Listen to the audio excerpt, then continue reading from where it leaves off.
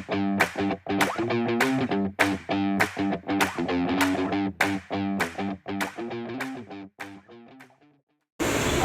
warahmatullahi wabarakatuh. Kembali lagi di Wawa Repair, berbagi tips dan trik seputar smartphone. Apa kabar semua teman-teman? Semoga sehat-sehat selalu, dipermudah segala urusan, dilancarkan rezeki ya. Oke, di sini ada Vivo Y27 ya teman-teman, yang dimana kasusnya seperti di judul, yaitu pengecasan error ya. Pengecasan error, pengecasan tidak mengisi, pengecasan tidak ada logo petir ya. Jadi ini secara tiba-tiba kata pemiliknya ya. Secara tiba-tiba handphone ini tidak bisa mengecas dan tidak ada respon sama sekali ya teman-teman. Jadi setelah saya cek memang benar ini tidak ada respon, tidak ada konsumsi arus secara normal ya. Jadi sebelum kita mengeksekusi, ada tata cara dan langkah step by step lah ya untuk menganalisa kerusakan. Jadi kalau kita colokkan seperti ini, nah ini konsumsi arusnya 0 ya. Ini mempertandakan bahwasanya handphone ini benar-benar tidak ada mengisi daya ya. Arus tidak masuk. Teman-teman bisa lihat di smart charger ini itu 0,0 ya teman-teman. Oke. Jadi untuk tata cara dan langkah apabila teman-teman mengalami masalah seperti ini, cek terlebih dahulu lubang pengecasannya ya. Ini bisa jadi dari yang sudah itu ada sampah atau kotoran yang tersumbat di dalamnya. Kita coba bersihkan seperti ini. Tapi setelah bersih tetap tidak ada respon ya, mau tidak mau ini harus kita bongkar dan kita akan cek konektor pengecasannya ya, ataupun papan konektor cas dari Vivo Y27 ini ya. Untuk tata caranya kita terlebih dahulu kita akan membuka penutup belakang ya. Di sini kita buka penutup belakang dengan hati-hati, kita panaskan terlebih dahulu backdoornya. Setelah backdoornya ini panas dan lunak akan mudah terbuka ya.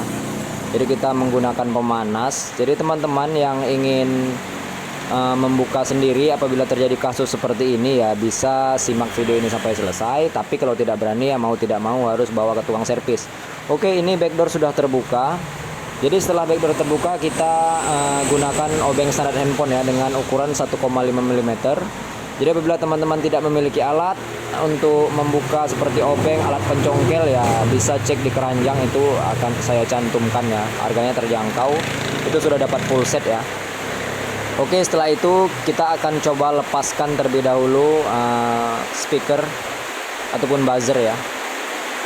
Dan kita lihat ini dia konektor casnya. Nah, teman-teman bisa lihat di sini. Ini adalah konektor cas Vivo Y27 ya.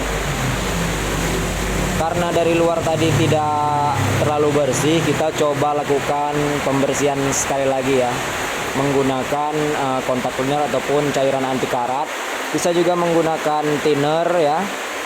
Kita bersihkan saja lubangnya, kita sikat menggunakan sikat ya, sikat kecil, dan kita congkel-congkel. Karena ini dari yang terlihat ini ada korosi ya, korosi akibat air.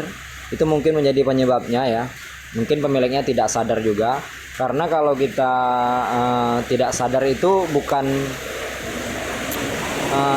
cairannya itu terlalu banyak, enggak, karena sedikit tapi dia telah masuk ke dalam, itu yang menyebabkan pemiliknya itu kok tiba-tiba seperti ini, karena dia tidak sadar bahwasanya ada air yang masuk ya teman-teman. Oke, ini kita coba pasangkan, tapi ini agak sulit, jadi kita akan bongkar semua ya.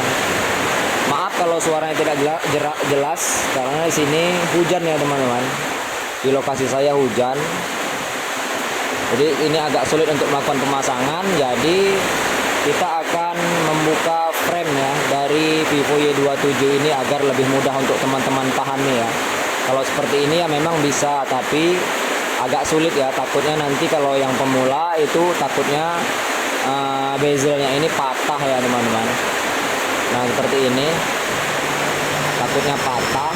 Jadi kita akan buka lagi bezelnya ya. Kita akan buka agar lebih mudah untuk memasangnya ya. Oke. bezelnya kita lepas terlebih dahulu. Ingat, setelah kita melepas bezel, teman-teman harus perhatikan di sini ada sidik jari ataupun fingerprint ya. Fingerprint yang harus diperhatikan, jangan langsung ditarik apabila bezelnya ini sudah terlepas ya. Maaf sekali lagi apabila suaranya tidak jelas. Oke, ini dia fingerprint. Kita buka. Nah, ini dia fingerprintnya sudah terlepas. Setelah itu kita lepaskan baterainya seperti ini agar mengurangi resiko korslet. Setelah itu kita pasangkan ulang ya, dudukan konektor casnya setelah kita bersihkan tadi ya. Apakah ada respon atau tidak? Apabila masalah ini tetap tidak menemukan solusi, maka jalan selanjutnya kita akan coba ganti lubang pengecasannya ataupun konektor casnya ya. Oke, kita tepatkan terlebih dahulu kabel sinyal dan fleksibel yang menuju ke mesin. Setelah itu kita pasangkan kembali baterainya dan kita lakukan pengecasan ya. Kita lihat sama-sama. Nah, muncul logo petir ya. Ini mempertandakan bahwasanya handphone ini mengecas ya. Nah, ini dua posisi baterai di 20%. Teman-teman bisa lakukan cara ini di rumah ya. Jadi tanpa harus bingung, tanpa harus mengeksekusi yang lain-lain. Jangan memvonis terlebih dahulu komponen-komponen yang rusak. Untuk cara dan langkah pertolongan pertama ya, coba bersihkan dari luar. Apabila dari luar tidak bisa dibersihkan, coba bongkar dan bersihkan sepenuhnya seperti yang saya lakukan ini ya. Mudah-mudahan hasilnya memuaskan ya teman-teman. Jadi teman-teman, semoga video ini bermanfaat. Saya ucapkan terima kasih. Yang ingin bertanya-tanya silahkan bertanya-tanya di kolom komentar. Tapi jangan lupa subscribe channel ini, klik loncengnya agar teman-teman dapatkan notifikasi terbaru saat saya mengupload video-video seputar smartphone, tip dan trik smartphone ya teman-teman. Oke, nah ini dia, kita coba lakukan pengecasan. Teman-teman bisa lihat ya, mungkin responnya agak lama.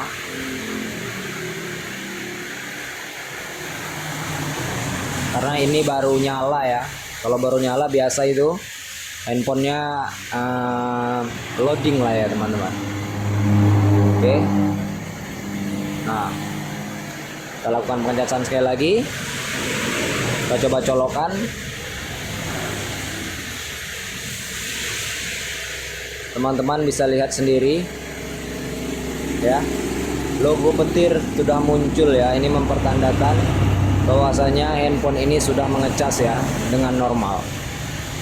Oke. Dan kita lihat juga konsumsi arus saat pengecasan apakah sama atau tidak dengan yang tadi. Nah, ini dia, handphone sudah mengecas di posisi 20% baterainya ya. Kita lihat konsumsi arus di smart charger apakah masih sama atau tidak ya. Oke, di 20%. Apabila sudah seperti ini mempertandakan bahwasanya handphone sudah mengecas dengan normal ya. Permasalahan cas error dari Vivo Y27 ini sudah selesai. Kita coba menutup kembali. Setelah kita menutup kembali ya, seperti biasa kita cek sekali lagi untuk pengecasannya apakah normal atau tidak ya. Oke, nanti akan saya lem seperti ini ya. Ini backdoornya, mudah saja nanti. Jangan lupa dipasangkan terlebih dahulu baut-bautnya. Oke, kita coba lakukan pengecasan sekali lagi. Oke, dia mantap ya teman-teman. Tanpa harus mengganti part, menghemat biaya. Inilah Vivo Y27. Nah, itu konsumsi arus 1,2 1,5 ya. Ini mempertandakan bahwasanya handphone ini sudah normal dan tidak ada terkendala pengecasan error, tidak ada logo petirnya lagi seperti yang tadi ya, no respon. Dan ini konsumsi arusnya sudah normal. Ini kita kembalikan ke pemiliknya. Semoga bermanfaat. Sampai jumpa di video-video selanjutnya. Assalamualaikum warahmatullahi wabarakatuh. Salam warrior.